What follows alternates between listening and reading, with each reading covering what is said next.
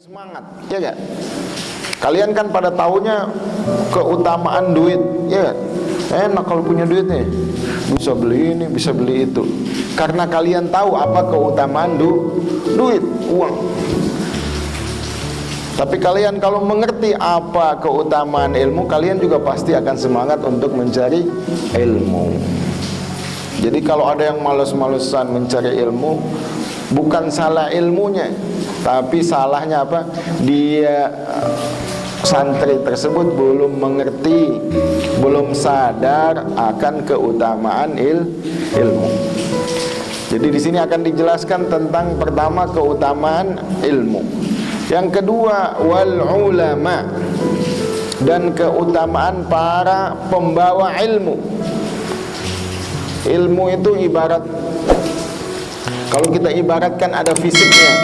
Misalnya ilmu itu adalah HP. HP ini tentunya membutuhkan tempat, ya gak? Membutuhkan tempat. Tempatnya ini ilmu adalah hatinya para ulama. Tempat ini ilmu di mana? Hatinya para ulama. Nah, jadi ulama itu mulia bukan karena zatnya. Kalau orangnya kita semuanya sama, punya kepala, ente juga punya kepala, Ustadz juga punya kepala, punya kuping, punya hidung, punya mata, semuanya hampir sama kita, ya gak? Yang membedakan kita satu sama lain adalah berapa banyak kita mengambil warisannya Rasul Sallallahu Alaihi Wasallam, yaitu ilmu. Wa fadli ta'limihi, dan keutamaan mengajarkan ilmu. Orang yang mempunyai ilmu sepatutnya mengajarkan apa yang dia punya, dibagi-bagi.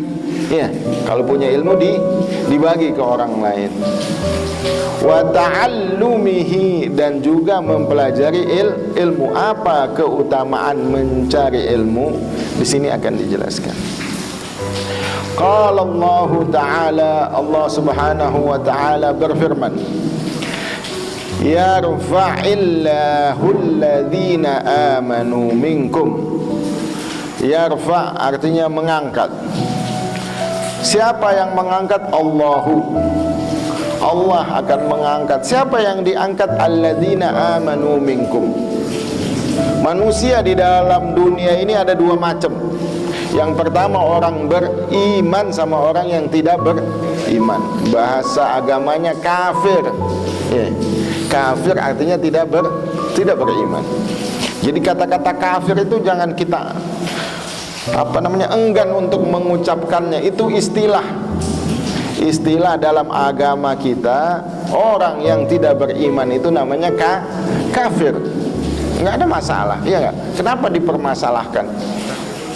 Nah, yarfa'illah. Jadi orang yang pertama Allah angkat derajatnya siapa? Orang yang beriman. Orang yang beriman. Kenapa Allah angkat derajatnya orang yang beriman? Di dalam ayat lain disebutkan Allah Subhanahu wa Ta'ala berfirman, afaman syarahallahu sadrahu lil imani fahuwa ala nurim min rabbih. Intinya apa? Allah Subhanahu wa Ta'ala menjelaskan orang yang beriman itu ada nur, ada cahaya di hatinya. Jadi yang membedakan kita orang-orang yang beriman dengan orang-orang yang kafir tidak beriman adalah nur. Apa itu nur? Cahaya yang Allah taruh di hati kita. Orang yang beriman ada cahaya di hatinya, sehingga apa? Hatinya ini lapang. Hatinya lapang, senang, tidak sempit. Jazakallah khair. Hatinya lapang, tidak sempit. Naam. Oleh sebab itu Allah bilang apa? Yarfa'illahu alladhina amanu minkum. Itu Allah angkat derajatnya di dunia, apalagi nanti di akhirat. Yarfa'illahu alladhina amanu minkum, kata Allah, walladzina utul ilma darajatin. Dan orang-orang yang diberikan ilmu Allah angkat di atas orang-orang yang beriman beberapa derajat. Tafsirannya disebutkan ay yarfa' wa yarfa'ul ulama'a minkum. Kata penulis kitab ini, maksud daripada ayat ini, dan Allah akan mengangkat derajat para ulama. Para siapa? Ulama. Derajat, beberapa derajat. Bima jama'u minal ilmi, sebab apa yang mereka kumpulkan minal ilmi wal amal, daripada ilmu dan mengamalkan itu ilmu. Qala Ibnu Abbas, berkata sahabat Abdullah bin Abbas radhiyallahu anhuma. Dikatakan radhiyallahu anhuma karena Abdullah itu sepupunya Nabi. Abahnya Abdullah namanya Abbas adalah pamannya Nabi. Kedua-duanya adalah sahabatnya Nabi. Makanya kita bilangnya radhiyallahu anhuma, dua-duanya. Kata beliau, darajatul ulama'i, derajat, level, tingkatan para ulama itu fauqal mu'minina, di atas derajat orang-orang yang beriman. Berapa derajatnya? Berapa perbedaan levelnya? Bisa bi'imi'ati darajah, 700 derajat, 700 level, 700 tingkat. Jadi kalau orang berimannya itu di sini, orang yang berilmu itu 700 tingkat. 700 tingkat. Kalian kalau main game nih, untuk ke level selanjutnya 700 level, banyak nggak? Banyak. Jadi berbeda orang hanya beriman dan dengan orang yang beriman dan berilmu. Kata Ibnu Abbas, ma baina darajatain, antara satu derajat ke derajat yang lainnya itu berapa lama? Khamsumi'ati amin, 500 tahun. 500 dikali 700, 500 tahun dikali 700, berapa ratus tahun? 7 kali 5 35, jauh. Jadi tingginya derajat para ulama itu jauh di atas para hanya orang yang tidak punya punya iman saja tapi tidak punya ilmu. Ustaz pakai kalkulator deh ngitungnya ya. 700 kali 500, 350.000 tahun. Pengen gak derajatnya tinggi nanti di akhirat? Pengen? Di dunia makanya jadi ulama, belajar yang benar. Iya. Sayang, ya enggak? Sayang. Belajar enggak sulit. Godaannya yang banyak, iya enggak? Godaannya yang banyak. Ngantuk, godaan tuh, enggak apa-apa. Godaan. Yang penting sabar. Ya enggak? Yang penting apa? Sabar. Duduk aja, hatta ngantuk. Hatta tiduran di dalam majelis enggak apa-apa. Lagi ngantuk nggak bisa dilawan, ya nggak? Bisa ngelawan ngantuk? Enggak, saya mau diajak berantem juga sih nggak bisa ngantuk, ya nggak ada fisiknya, ya nggak? Udah, jadi nikmatin aja, nikmatin aja. Apalagi angin sepoi-sepoi, musim hujan, ya nggak? Enak banget tuh, sampai di arsy tuh, langit ketujuh, ya nggak? Oh, mimpi yang indah-indah, nggak apa-apa. Yang penting apa? Hadir di masjid, niat i'tikaf, udah pahala i'tikaf walaupun tidur. Walaupun tidur. Tidur itu kadang-kadang lebih baik daripada melek. Tidur itu kadang-kadang lebih baik daripada melek. Kalau tidur bisa ngomongin orang nggak? Gibah bisa nggak? Bisa. Kalau melek, ngomongin fulan bin fulan. Tidur nggak ada dosanya, ya nggak? Kecuali tidurnya orang lagi sholat dia tidur, itu dosa, ya nggak? Karena belum sholat misalnya, ya. Tapi kalau udah sholat, udah ini, tidur aja, ya nggak?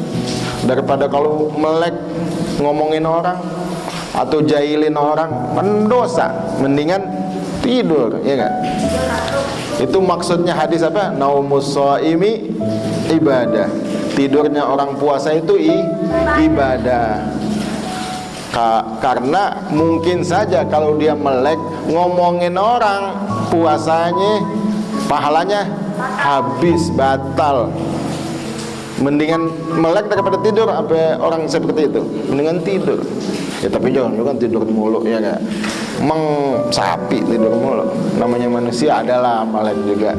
Belajar, ya enggak? Belajar. Tapi daripada melek gangguin orang, jahilin orang, mending tidur. Mending tidur. Apalagi tidurnya di masjid, lagi majelis taklim, ya enggak?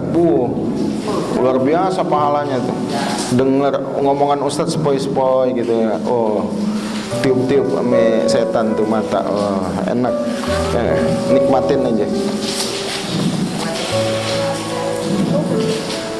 Dalam hadis disebutkan bahwasanya orang tidur di dalam majelis ta'lim, dia juga mendapatkan berkah seperti orang yang melek. Kata Nabi, orang yang hadir majelis ta'lim adalah orang yang tidak mungkin celaka. Tidak mungkin celaka walaupun dia tidur. Humul qaum la yashqa bihim jalisuhum. Kalau semua insyaallah, amin ya Rabb, kita punya amal ibadah ini diterima oleh Allah nanti di hari kiamat, ya enggak? Pahalanya besar. Yang tidur dapat enggak? Dapat. Yang tidur dapat.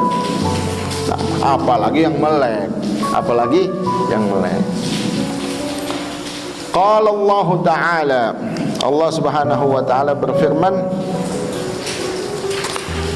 syahidallahu, bersaksi Allah Subhanahu wa Ta'ala, annahu, bahwasanya dia Allah, la ilaha illahu, tidak ada Tuhan. Ilaha artinya ma'bud bihaqq, tidak ada Tuhan, tidak ada yang berhak disembah, illa huwa, kecuali dia Allah. Siapa yang bersaksi selain Allah bahwasanya la ilaha illa huwa atau la ilaha illallah? Wal malaikatu, makhluk yang kedua bersaksi adalah para malaikat. Yang ketiga wa ulul ilmi, dan orang yang punya ilmu. Oh, derajatnya sama, disamain sama Allah. Menyaksikan bahwasanya la ilaha illallah siapa aja? Allah, para malaikat, dan orang yang berilmu. Luar biasa tuh, ya enggak? Enggak disebutin di sini orang bodoh, enggak disebutin, ya enggak? Fabada Allah Ta'ala binafsih, maka Allah Subhanahu wa Ta'ala memulai binafsihi, dengan dirinya sendiri, wa dhanna, dan menjadikan kedua yang bersaksi, bimalaikatihi, dengan para malaikatnya, wa thallatha bi ahlil ilmi, dan Allah menjadikan orang ketiga atau yang ketiga menyaksikan bahwasanya la ilaha illallah adalah ahli ilmu, orang yang berilmu. Wa nahika, dan cukup bagimu, bihadza, dengan ini, syarafan, kemuliaan, wa fadlan, karunia, wa jalalatan, dan pengagungan, wa nublan, dan sebuah kecerdasan. Orang yang cerdas, orang yang mulia, orang yang pengen mendapatkan karunia dari Allah Subhanahu wa Ta'ala, pengen disandingkan, disamakan menjadi yang bersaksi akan keesaan Allah Subhanahu. Wa qala Allah Ta'ala, berfirman Allah Subhanahu wa Ta'ala, innama artinya hanya saja, yakhsha, takut, innama yakhshallaha, yang takut kepada Allah siapa? Min ibadihi, dari hamba-hambanya, al-ulama'u, para ulama. Berarti selain ulama tidak kenal sama Allah. Orang yang tidak kenal sama Allah, dia nggak ada rasa takut sama Allah. Tapi kalau orang yang kenal siapa Allah, yang kenal siapa yang menciptakan dia dari sperma, iya gak? Kebayang gak sih? Air masuk ke rahim ibu, tahu-tahu jadi kita nih, kepala, kuping, mata, hidung. Kenapa enggak? Apa namanya? Kita kan cakep-cakep nih, ya enggak? Kenapa? Ente bisa bayangin enggak seandainya Allah ciptakan kita kotak? Bisa enggak? Bisa aja. Wong kita aslinya air kok, ya enggak? Tapi Allah Subhanahu Wa Taala terus dijadikan tulang. Terus tulang tuh ada kuku-kukunya lagi. Cakep ya, ada bulu-bulunya. Coba bayangin kumisnya hidup di sini, kan nggak lucu ya nggak? Kumis di sini, atau mulutnya di sini, kan sulit makan begini, ngelewatin mata ya nggak? Atau bisa kebayang nggak hidung kebalik? Kalau hujan gimana tuh? Begini mulu kita, susah. Tapi Allah Subhanahu Wa Taala menciptakan manusia dengan sempurna, ya nggak? Sempurna banget. Sempurna banget. Laqad khalaqnal insana fi ahsani. Makanya nggak usah minder, ya nggak? Kurang putih nggak ada masalah, ya nggak? Kurang, orang banyak juga yang nggak suka, orang banyak nggak suka yang terlalu putih, ya nggak? Udah, apa yang Allah kasih kepada kita masing-masing itu yang paling top udah. Karena ayat tadi, laqad khalaqnal insana fi ahsan. Yang penting ente apa? Percaya diri. Dan yang menjadikan orang itu ganteng, cakep adalah akhlaknya, ya enggak? Buat apa orang cakep, tinggi, sombong, apa namanya, zalim? Siapa yang mau dekat sama dia? Nggak ada. Tapi walaupun biasa, sederhana, tapi orangnya tawadhu, akhlaknya baik, ya nggak? Pasti orang juga senang sama dia. Nah, innama yakhshallaha min ibadihil ulama'u. Berarti yang takut, yang mengenal kepada Allah hanya hamba-hambanya yang berilmu. Yang tidak punya ilmu berarti tidak mengenal Allah. Orang yang tidak mengenal Allah, dia pasti sembarangan hidupnya, nggak teratur, nggak takut bermaksiat, nggak takut sombong, nggak takut ngomongin orang, nggak takut segala macam, karena dia tidak mengenal Allah Subhanahu wa Ta'ala. Nggak takut ninggalin sholat, nggak takut wudunya awur-awuran, nggak sempurna wudunya. Kita pernah mikir nggak, kenapa kita wudu nih di dalam kamar mandi situ, kan nggak ada yang ngeliat kita.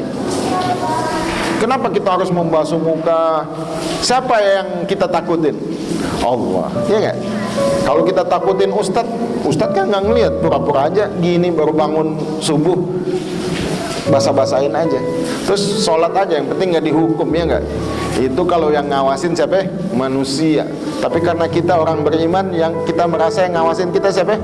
Allah. Makanya kita wudunya sempurna, karena kita merasa diawasin oleh Allah Subhanahu.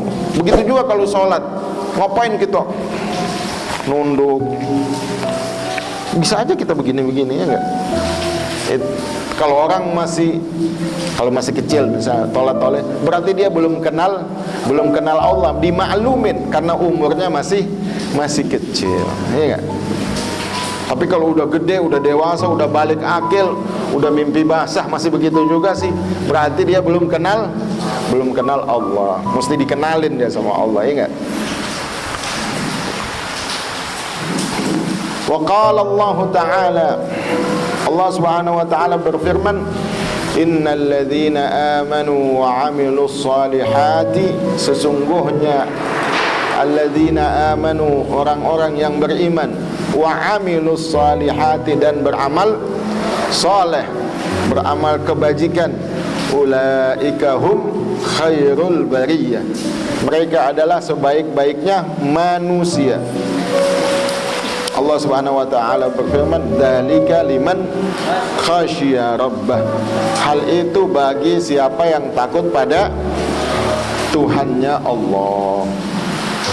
Kata beliau, faqtadat al-ayatan, maka kedua ayat ini menunjukkan annal ulama'a, bahwasanya para ulama itu humul ladzina yakhshawna Allah Ta'ala, Mereka lah yang takut kepada Allah Subhanahu